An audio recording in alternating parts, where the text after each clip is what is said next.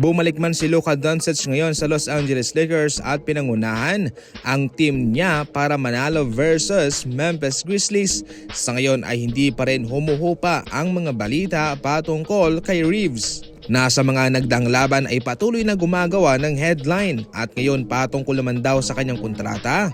Ayon mismo kay Tembo Temps, itong si Reeves ay sakto lang sa kanyang dinidemand na kontrata noon sa off-season sa Los Angeles Lakers na nasa 30 million per year para sa kanya.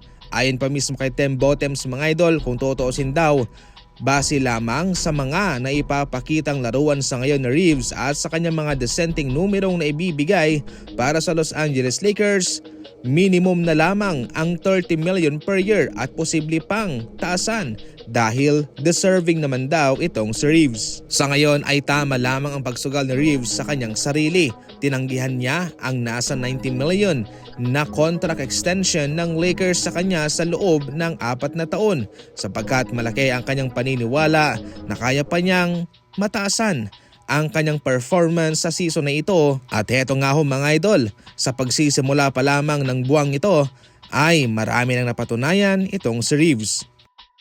Bilang tugon naman ng liga at ni Kume Adam Silver sa mga NBA coach, sa mga staff ng mga NBA team at sa mismong mga players na siya nauugnay sa mga illegal betting sa NBA na syempre malaking bawal po, ngayon ay mayroon ng isinumite na mga guidelines ang NBA mga idol para sa FanDuel and DraftKings na kabilang sa mga malalaking site patungkol sa sports betting na alisin daw ang mga taya patungkol sa mga free throws, mga turnovers, mga fouls para sa mga players. Hindi naman to nilalahat, pero kung mayroon daw kayo na hinahinala na parang hindi normal ay dapat na ito'y tanggalin.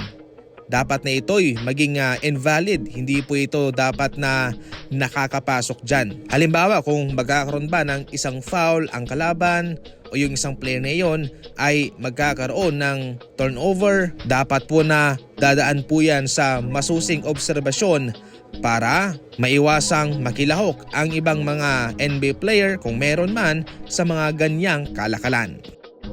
Usapang NBA pa rin mga idol, ibabalik na po ng liga ang kanilang tropeyo sa gitna ng court sa mga laban sa finals. Noon mga stickers, mga decals ang kanilang ginagamit at ang rason kasi kung bakit yun ay tinanggal dahil maraming mga manlalaro ang nadudulas na siyang nagre-resulta sa pagka-injured nito. Pero ngayon ito'y kanilang ibabalik, pero hindi na po mga sticker o decals ang kanilang ilalagay kundi ipipinta na mismo sa court para hindi na madulas ang mga manlalaro. Marami kasi ang nagre-reklamo dahil para bang nawawala na ng excitement ang NBA especially sa finals. Parang hindi to kakaiba, parang isang normal na laban lamang. Para sa mga NBA updates, tumuto ka lang dito. Marami tayong ina-upload araw-araw. Maraming salamat po.